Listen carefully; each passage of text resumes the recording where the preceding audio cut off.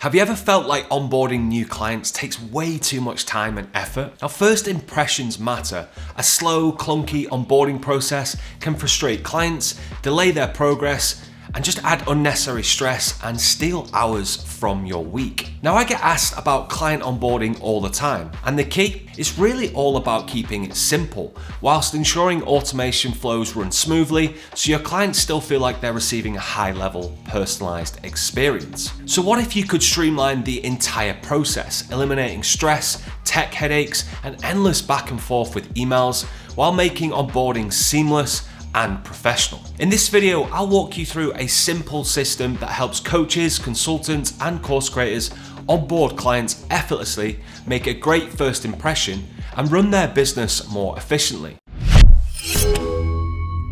All right, let's dive into optimizing your client onboarding process. And for this video, I'm actually going to use a live client example where I've currently worked with a client to optimize and streamline their onboarding process. Now, this is an online coaching client. For you, you might have a different offer, you might have a different onboarding process, so you may have to add in different elements to it to make sure it's streamlined and works for you.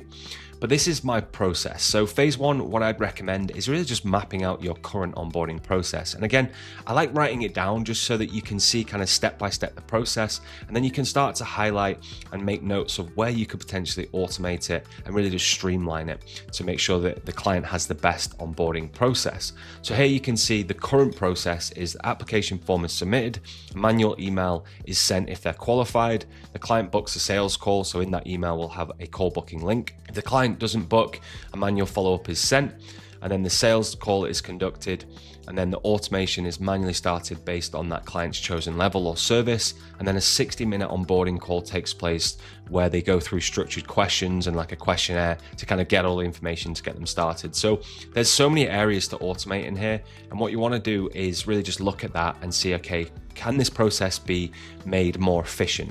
And that's where we kind of move on to phase two and phase three.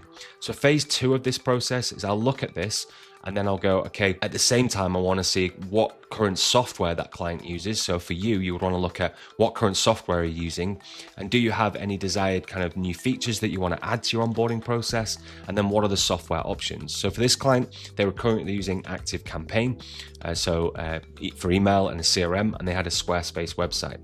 So then I asked the question, and this is what you could ask yourself, is like, do I want to add anything to this? How could I make this onboarding process more professional, more seamless? And for this client, they actually wanted to add in a video library, a membership site to their overall program.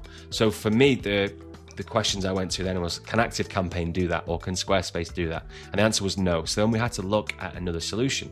So this is where we looked at High Level, and I absolutely love High Level. If you've watched some of my videos, I use High Level in my own business, and I think it's really, really good to have a lot of features and also helps with a lot of automation in online businesses. So we chose High Level. Now, you don't have to choose High Level. You could use other softwares like ClickFunnels 2.0, Pipedrive, Keep, Kajabi, but again, it depends on what features you want to use. But also you could use Zapier and Make to kind of link other softwares, especially if you've already got current software that you're using.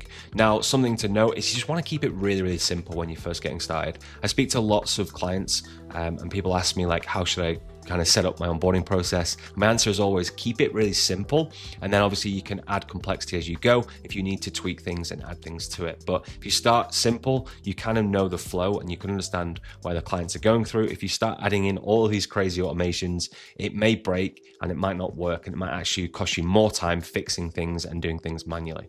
So once you've kind of mapped out the current process, you've understood kind of what software you need, then you can start to streamline it. And this is my approach. This is what I did for this client, and this is where we kind of went to phase three and we looked at the new onboarding process. So you can see here in green is kind of automation, and then in blue is still that manual process, because again, some elements of your business, you are going to want that kind of human interaction. You're going to want to build that rapport with that client, and you're not going to want to automate everything because again, the first 7 days of bringing on a client is so important. You've got to really make that first impression, as obviously first impressions count, right? So you want to make sure that there is elements of you in that onboarding process, and then there's obviously automation as well to help you Streamline.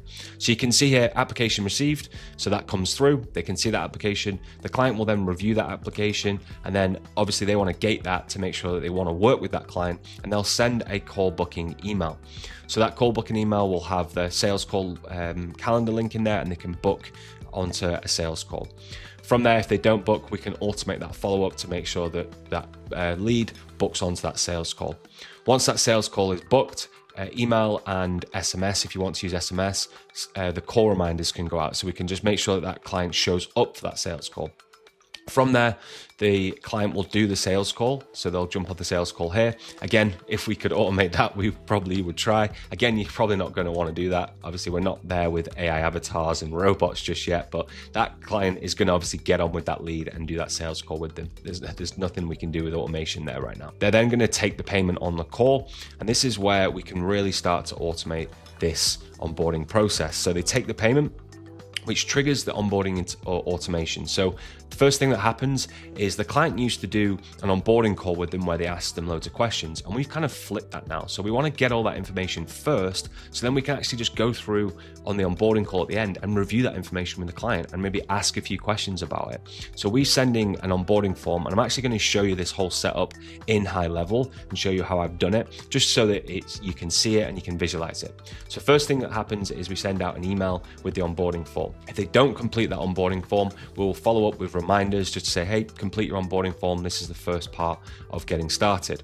Once that onboarding form is complete, we then redirect them to the onboarding call page. And this is really where we don't want to close that loop. We're keeping that loop open. So once they fill out the form, they then go straight to the onboarding call page where they book their onboarding call, so that we can just kind of step by step take them through that process. Now, if they don't actually book the call on that page, we're then going to follow up with email, and you could use SMS as well, with reminders to obviously book that call. From there, obviously the onboarding call is going to be booked, and they will receive email and SMS reminders. And then finally, the client is going to do that onboarding call with them. Now, for this particular client, they were taking like 60 minutes, maybe even over that on that call. But now we've potentially reduced that down to 30 minutes because we've collected all that information beforehand to go through all that, obviously the questions on that actual call, whereas before they were asking it on the call. So this is where you can really streamline that, and this process works really well. This is something that I do in my business, and also if you have an online business, this is kind of a really simple process. Now, you may want to add more things into this. So in the future, we're going to add in kind of the membership, and we're going to grant access to that membership automatically. We're also going to connect this to Zapier and make sure that they get access to their software, the app that they want to use. But it's step by step, and it's all happening in the background, and obviously working for the client. The client's not having to follow up, chase, and check with that kind of client where they're up to. So now let's dive into Go High Level. So this is just a demo account in Go High Level. And again, you can see here, this is just a simple payment gateway that I've created inside of High Level. So this is when they're on the sales call, they would take that payment. So the payment would be here, they put in their full name, email address, phone number, take that payment, and this is going to trigger the automation. So from there, we then have the intake form that I've created, and then the onboarding call. But it'll probably make a little bit more sense if I just show you the automation. So in the automation in High Level, this is kind of what it looks like. So this is the workflow. So we've got 1, 2, and 3.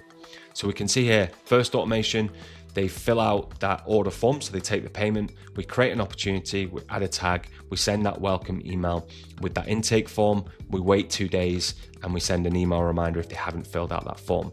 So that form looks like this. They'll come to this form, they'll fill out this information, and then they would be redirected to the call booking page once they've filled out this information. So again, we're not breaking that loop. We're sending them an email, they're clicking on this link, they're filling out this intake and assessment form, and then they're going to the calendar booking page, which is here, which I can show you as well.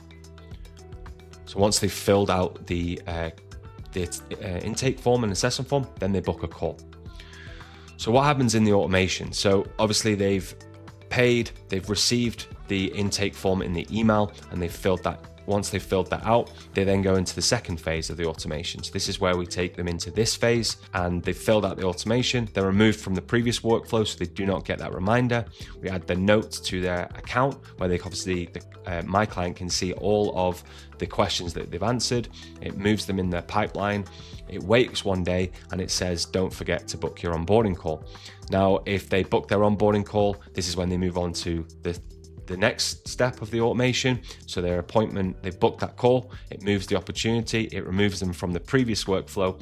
We add a tag, and then we obviously follow up with those reminders, obviously for their onboarding call. So that's really a simple way of onboarding your clients. Again, we've kept it really, really simple. We've not added too much complexity right now. As you go, you can obviously add more in. But again, like I mentioned, keep it super simple, and obviously go through kind of this process where you can map out your current onboarding process, look at your software, and then map out obviously the process step by step and make sure that it works and it makes sense for not only you, but also your client. Now, if you enjoyed this video, you'll want to check out my next video linked up here. I'll see you in the next video.